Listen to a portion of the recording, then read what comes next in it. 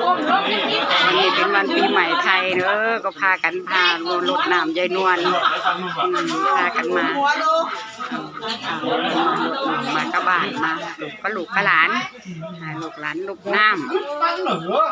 เด้อให้ลูกหลานเย็ดติดลูกหลายเด้อ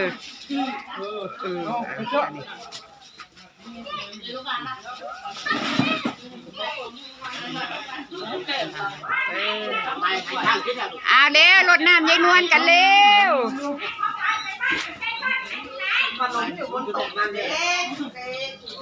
อ้าวเลย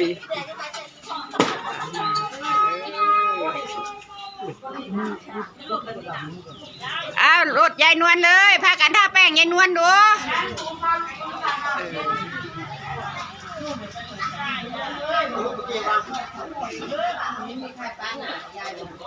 ทาแป้งให้ยายนวลบึงดิเมียว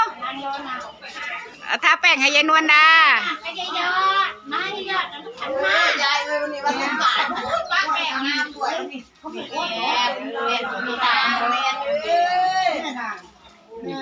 ห้ลูกหลานรดน้ำดำหัววันสงกรานต์เลยยายนวล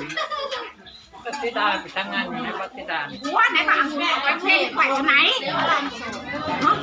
ในตะกร้านั่นแหละมันบอกมันสวยพี่นั่นน่ะ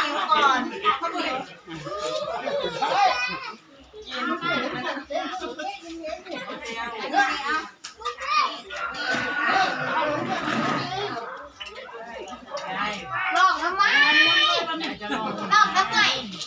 โอ้ยอย่าพูดว่ะ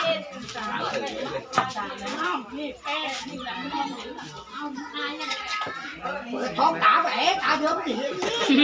เดี๋ยวพอโอ้ย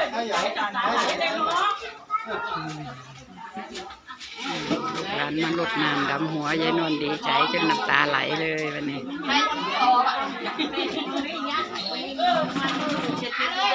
เป็นกระเก็บมีปูน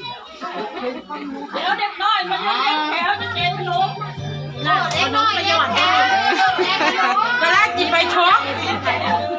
โอ้ไม่ใช่เด็กหน่อยต่อแถวแล้วประโยชน์จะเอาขนมมาแจกเด็กน้อยต่อแถวเอาขนมเลยอยู่กันโอ้มึงลองมาหาเลยคิดดูมึงไปไหนมีทายพี่ดาก่อนทายพี่ดาก่อนอะไรน่ะเอาใหม่จะเอาไปวัดนะไม่ได้เอาไปดอกละใหม่น่ะไม่ได้เอาไปทายแล้วเดี๋ยวก่อนเถอะยังไม่เทเลยทายแล้ว